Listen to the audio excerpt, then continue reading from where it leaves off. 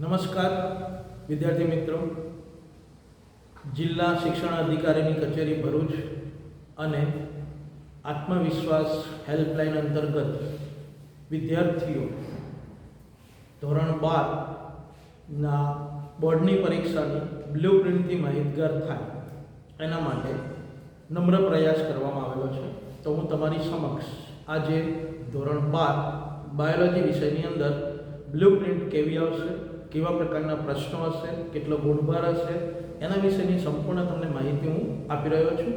મારું નામ છે પટેલ શીતલકુમાર એસ. હું SVM ગુજરાતી માધ્યમ સ્કૂલ અંકલેશ્વરની અંદર ભણાવી રહ્યો છું.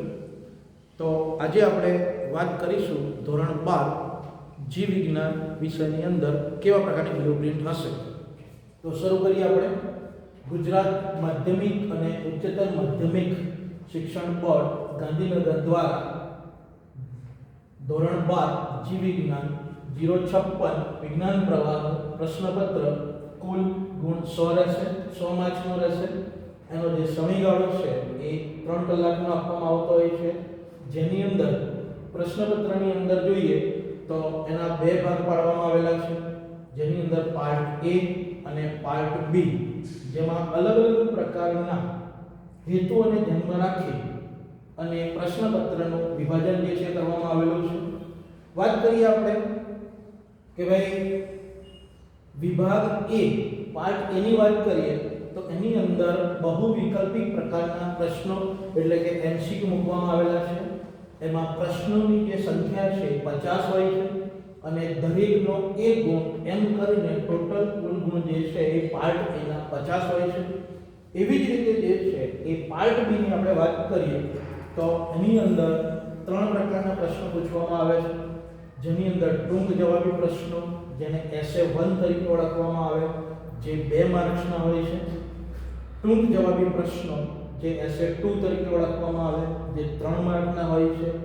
વિસ્તૃત જવાબી પ્રશ્નો જેને LA તરીકે ઓળખવામાં આવે, લોંગ આન્સર તરીકે આપણે એને ઓળખીએ, જે 4 માર્ક્સના જે હોય છે. આમ 2 માર્ક્સ, 3 માર્ક અને 4 માર્ક્સ એમ કરી અને પાર્ટ B કુલ એનો ગુણભાર જે છે 50 નો જે હોય છે. એની અંદર હવે આપણે વાત કરીએ કે ભાઈ પ્રકરણ વાઇઝ કેટલા માર્ક્સનું કયા પ્રકરણની અંદરથી પૂછાય છે એની આપણે વાત કરીએ તો દરેક પ્રકરણની અંદરથી અલગ અલગ માર્ક્સનો ગુણભાર હોય છે, અલગ અલગ માર્ક્સ જે છે એના ગણવામાં આવતા હોય છે. સૌથી પહેલા આપણે વાત કરીએ કે ભાઈ પ્રકરણ 1 છે તો પ્રકરણ 1 ની અંદરથી ટોટલ 9 માર્ક્સનો જે છે પૂછાતું હોય છે અને એની અંદરથી 5 જેટલા વિભાગ અરે 5 જેટલા MCQ ની અંદરથી પૂછાતા હોય છે. એવી જ રીતે પાઠ નંબર 2 ની અંદરથી ટોટલ 9 માર્ક્સનું પૂછાતું હોય છે. એમાંથી 2 ગુણ જે છે એના MCQ આવતા હોય છે. પાઠ નંબર 3 ની વાત કરીએ તો એની અંદરથી 7 માર્ક્સનું આવતું હોય છે અને એમાં 5 MCQ જે છે પૂછાતા હોય છે. પાઠ નંબર 4 ની વાત કરીએ તો એનો ગુણભાર જે છે રહેલો છે 9. એમાં 3 MCQ જે છે પૂછાતા હોય છે.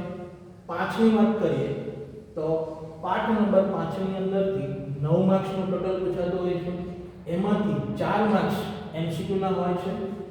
છઠ્ઠા પાઠની વાત કરીએ તો છઠ્ઠા પાઠની અંદરથી 8 માર્ક્સનું આવતું હોય છે, જેના MCQ જે છે 5 આવતા હોય છે, એટલે 5 માર્કની અંદરથી પૂછાય. એના પછી 8મા પાઠની આપણે વાત કરીએ તો એમાં 7 ગુણનું જે છે આપણું પ્રકરણ નંબર 8 છે, ખૂબ જ સહેલું છે. એની અંદરથી 7 માર્કનું પૂછાય છે. એમાંથી 4 જેટલા MCQ એની અંદરથી પૂછવામાં આવતા હોય છે. પ્રકરણ નંબર 9 ની વાત કરીએ તો 8 માર્કનું જે છે એ આપણું આ 9મું પ્રકરણ છે. એમાંથી 4 જેટલા MCQ પૂછાતા હોય છે. 10મા પાઠની વાત કરીએ તો એની અંદર 8 માર્ક્સનું જે છે કુલ એનો ગુણભાર છે. એમાંથી 5 જેટલા MCQ આવતા હોય છે. પાઠ નંબર 11 ની વાત કરીએ જે વર્ણનાત્મક છે, જે માહિતીસભર પ્રકારનું આપણે ચેપ્ટર ગણી શકીએ, એ ટોટલ 6 માર્કનું હોય છે.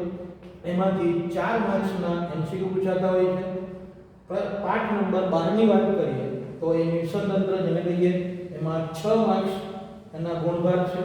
એમાંથી 4 જેટલા MCQ મૂકવામાં આવેલા હોય છે અને લાસ્ટ પાઠની આપણે વાત કરીએ તો એ ટોટલ 6 માર્ક્સનું હોય છે અને એમાંથી 3 જેટલા એમસીક્યુ મૂકવામાં આવેલા હોય છે. તો આમ આપણે વાત કરીએ કે 1 થી 13 ની અંદરથી કયા પાઠમાંથી કેટલા એમસીક્યુ જે છે આવશે એનો ગુણભાર આપણને દર્શાવવામાં આવેલો છે અને ટોટલ જે છે 50 માર્ક જે છે થશે. એવી રીતે જનરલ વિકલ્પ વિના અને જનરલ વિકલ્પ સાથે એમ વાત આપણે કરીએ તો યુનિટ 1 ની અંદરથી 25 ગુણનું જે છે પૂછાતું હોય છે. યુનિટ 2 ની અંદર 26 ગુણનું જે છે પૂછાય છે. યુનિટ 3 ની અંદરથી 15 માર્ક્સનું જે છે પૂછાતું હોય છે. યુનિટ 4 ની અંદરથી ટોટલ 6 ગુણનું જે છે 16 ગુણનું પૂછાતું હોય છે.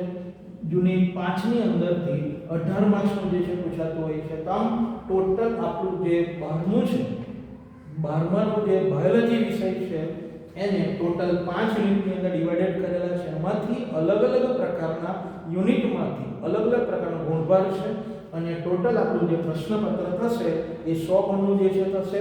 અને પ્રશ્નપત્રનું પરિરૂપ કેવા પ્રકારનું છે એની આપણે વાત કરીએ તો આ પ્રમાણે આપણું જે વાર્ષિક પરીક્ષાનું જે પ્રશ્નપત્ર આવશે એમાં પાર્ટ A અને પાર્ટ B આગળ વાત કરીએ પ્રમાણે 1 થી 50 પ્રશ્નો જે છે એ બહુ વૈકલ્પિક પ્રકારના હશે જેનો ગુણ 50 હશે.